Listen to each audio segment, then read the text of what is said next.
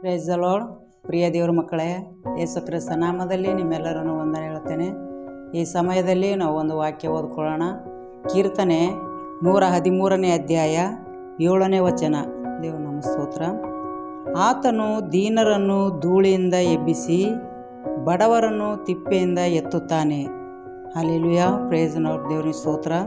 ಪ್ರಿಯ ದೇವರ ಮಕ್ಕಳೇ, ದೇವರು ನಾವು ಈ ಲೋಕದಲ್ಲಿ ಎಷ್ಟು ದೀನರಾಗಿ ಬಡವರಾಗಿ ಜೀವಿಸುವಾಗ ನಮ್ಮ ಮನುಷ್ಯರು ಯಾರು ನಮಗೆ ಮೇಲೆತ್ತೋದಿಲ್ಲ.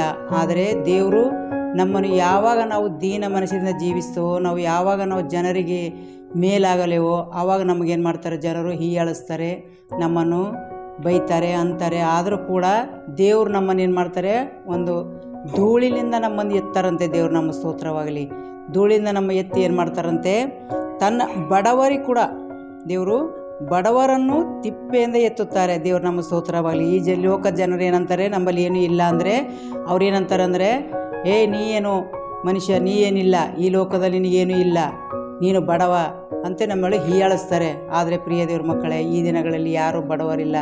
ಯಾಕಂತಂದರೆ ನಾವು ಶ್ರೀಮಂತ ದೇವರಿಗೆ ಕಂಡುಕೊಳ್ಳಿದೆವು. ಯಾಕಂತಂದರೆ ನಮ್ಮ ದೇವರು ದೊಡ್ಡ ಯಜಮಾನ. ಯಾಕಂದರೆ ಭೂಮಿ ಆಕಾಶ ಸೃಷ್ಟಿ ಮಾಡಿದಂಥ ದೇವರು ನಮಗೆ ಧೂಳಿನಿಂದ ಮೇಲೆತ್ತಾರೆ, ಮತ್ತು ಬಡವರ ತಿಪ್ಪೆಲಿಂದ ನಮ್ಮನ್ನು ಏನು ಮಾಡ್ತಾರೆ, ಮೇಲೆತ್ತಾರೆ. ದೇವರು ನಮ್ಮ ಸ್ತೋತ್ರವಾಗಲಿ. ಮೇಲೆತ್ತಂಥ ದೇವರಿಗೆ ಬಿಟ್ಟು ನಾವು ಈ ಲೋಕದ ಅಂಧಕಾರ ಶಕ್ತಿಯಲ್ಲಿ ನಾವು ಜೀವಿಸೋದು ಅಗತ್ಯ ಇಲ್ಲ. ದೇವ್ರು ನಮ್ಮ ಸ್ತೋತ್ರವಾಗಲಿ. ಅದಕ್ಕೋಸ್ಕರ ಯಾರು ನಿಮ್ಮನ್ನು ಹೀಯಾಳಿಸ್ತಾರೋ, ಯಾರು ನಿಮ್ಮನ್ನು ಹಾಗೆ ಮಾಡ್ತಾರೋ, ಯಾರು ನಿಮ್ಮನ್ನು ತಿರಸ್ಕಾರ ಮಾಡ್ತಾರೋ ಆವಾಗ ನೀವು ಸಂತೋಷ ಪಡ್ರಿ. ಯಾಕಂತಂದರೆ ದೇವರು ನಮ್ಮ ಹತ್ತಿರನೇ ಇದ್ದಾನೆ. ದೇವರು ನಮ್ಮನ್ನು ಮೇಲೆತ್ತೇನೆಂಬ ಭರವಸೆಯಿಂದ ಜೀವಿಸ್ರಿ. ಯಾಕಂತಂದರೆ ಈ ಲೋಕದ ಬಡತನ, ಈ ಲೋಕದ ಐಶ್ವರ್ಯ ಯಾವುದು ಬೇಕಾಗಿಲ್ಲ. ಯಾಕಂತಂದರೆ ಇದು ಯಾವುದು ಅಳಿದು ಹೋಗೋದು ಇದು.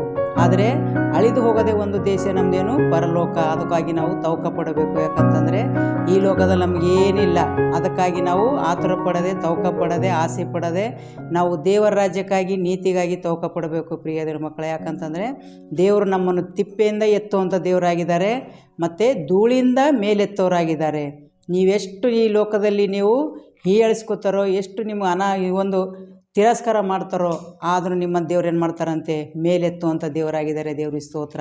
ಅದಕ್ಕಾಗಿ ಯಾರು ಕಳವಳ ಪಡೋದು ಬೇಡ, ಯಾರು ಹಿಂಜಾರಿ ಹೋಗೋದು ಬೇಡ, ಯಾರು ನೋವು ಪಡೋದು ಬೇಡ, ಯಾರು ಕುಂದಿ ಹೋಗೋದು ಬೇಡ. ಕುಗ್ಗಿದ ಮನಸ್ಸೇ ದೇವರಿಗೆ ಇಷ್ಟ ಅಂತ. ದೇವರಿಗೆ ಸ್ತೋತ್ರ. ಅದಕ್ಕಾಗಿ ದೇವರೇ ನಮ್ಮನ್ನು ಮೇಲೆತ್ತುವಾಗ ಮನುಷ್ಯರಿಂದ ಯಾವ ಮೇಲೆ ಬರ್ತೇವೆಂಬ ಭರವಸೆ ನಮಗಿಲ್ಲ. ಯಾಕಂತಂದರೆ ದೇವರು ನಮ್ಮನ್ನು ಸಂಪೂರ್ಣವಾಗಿ ಮೇಲೆತ್ತೋರಾಗಿದ್ದಾರೆ. ದೇವರಿಗೆ ಸ್ತೋತ್ರ. ಅದಕ್ಕಾಗಿ ಈ ದಿನಗಳಲ್ಲಿ ಯಾರು ವೇದನೆ ಪಡೋದು ಬೇಡ. ಎಲ್ಲ ಮಕ್ಕಳು ದೇವ್ರ ಮೇಲೆ ನಂಬಿಕೆ, ನಿರೀಕ್ಷೆ ಇಟ್ಟು ಜೀವಿಸುವಂತೆ ನಾನು ಅದಕ್ಕಾಗಿ ಪ್ರಾರ್ಥನೆ ಮಾಡ್ತೇನೆ. ಪರಿಶುದ್ಧನೇ ಪರಿಶುದ್ಧನೇ ಪರಿಶುದ್ಧಾತ್ಮನೇ ನನಗೆ ಸ್ತೋತ್ರ ಕರ್ತನೆ. ತಂದೆಯಾದ ದೇವರೇ, ನೀ ಒಳ್ಳೆಯವನು ರಾಜ, ಒಳ್ಳೆಯದನ್ನೇ ಮಾಡುವಂಥ ಸರ್ವಶಕ್ತನಾಗಿದ್ದಿ ದೇವ. ನಿನ್ನ ಕೃಪೆ ಶಾಶ್ವತವಾಗಿದೆ ಕರ್ತನೆಪ್ಪ.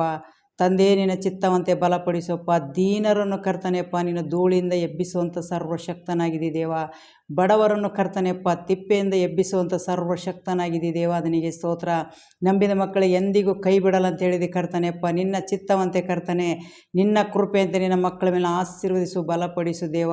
ಎಲ್ಲ ಮಕ್ಕಳು ನಿನ್ನ ಮೇಲೆ ನಂಬಿಕೆ, ನಿರೀಕ್ಷೆ, ಭರವಸೆ ಇಟ್ಟು ಜೀವಿಸುವಂತೆ ಎಲ್ಲ ವೇದನೆಗಿದ್ದಂಥ ಎಲ್ಲ ಮಕ್ಕಳು ಈ ದಿನಗಳಲ್ಲಿ ಬಿಡುಗಡೆ ಕೊಟ್ಟು ನಿನ್ನ ಮಕ್ಕಳಾಗಿ, ಸಾಕ್ಷಿ ಮಕ್ಕಳಾಗಿ ಜೀವಿಸುವಂತೆ ಇಡೀ ಪ್ರಪಂಚದ ಶಾಂತಿ, ಸಮಾಧಾನ, ನೆಮ್ಮದಿ ಕೊಟ್ಟು ಎಲ್ಲ ಮಕ್ಕಳನ್ನು ಕರ್ತನೆ ಈ ದಿನಗಳಲ್ಲಿ ಬಲಪಡಿಸು.